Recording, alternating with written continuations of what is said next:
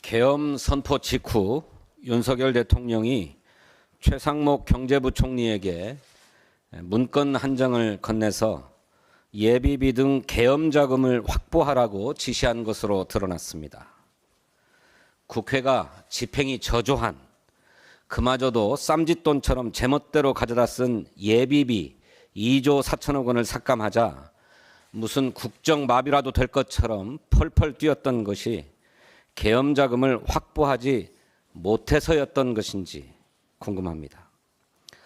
여인영 전 방첩사령관은 검찰 조사에서 대통령이 지난해 12월 사회 문제를 해결하는 것은 비상조치밖에 없지 않느냐는 취지의 발언을 했다고 진술했습니다. 윤석열이 이미 오래전부터 계엄을 계획하고 그 실행을 위해서 예산까지 확보하려는 등 치밀하게 준비했던 것으로밖에 볼 수 없습니다. 그런데도 국민의힘은 내란 극복이 아닌 내란의 힘이 되는데 당력을 쏟고 있습니다. 국회 추천 몫의 헌법재판관을 권한대행이 임명할 수 없다고 억지를 부립니다.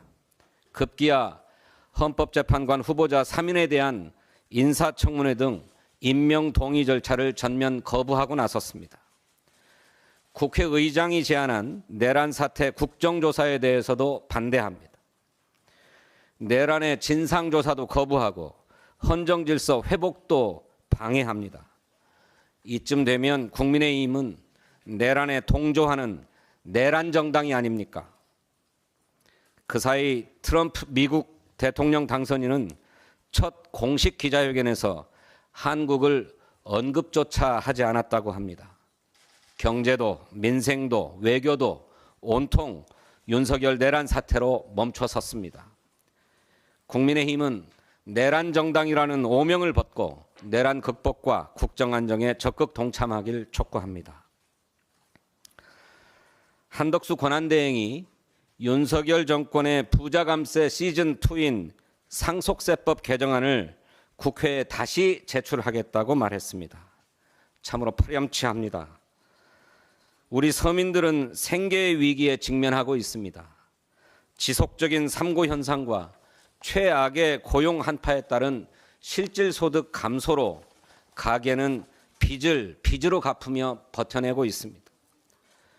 자영업 소상공인은 생존의 갈림길에 서 있습니다. 폐업을 하고 싶어도 대출금을 갚지 못해서 폐업하지 못한다는 안타까운 사연들이 쏟아지고 있습니다. 불법 계엄과 내란 사태는 이런 경제 위기에 기름을 부은 격이었습니다. 상속세법 개정안은 초고액 자산가를 대상으로 한 감세가 핵심입니다. 상속세 최고세율을 40%로 낮추자는 것입니다. 최대 주주 보유 주식 할증 평가도 전면 폐지하자는 것입니다. 집권 내내 부자 감세로 나라 곳간을 텅텅 비웠더니 대통령이 내란의 수괴가 되어 직무정지를 당한 시국에도 부자들의 곳간을 채우는 데만 골몰하고 있습니다.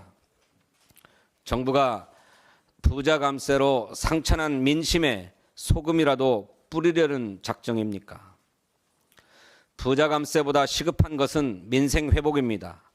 한덕수 권한대행이 해야 할 일은 농업사법 등 국회가 의결한 민생 법안을 공포하는 것입니다. 내란 특검법과 김건희 특검법을 지체 없이 공포하는 것입니다. 2024년도 올해도 열흘 남짓 남았습니다. 윤석열 내란 사태로 국정이 혼란스럽지만 국회는 국회의 역할에 충실해야 하겠습니다. 민주당은 내란 사태로 더욱 어려워진 민생을 회복하기 위한 입법에 끝까지 최선을 다하겠습니다.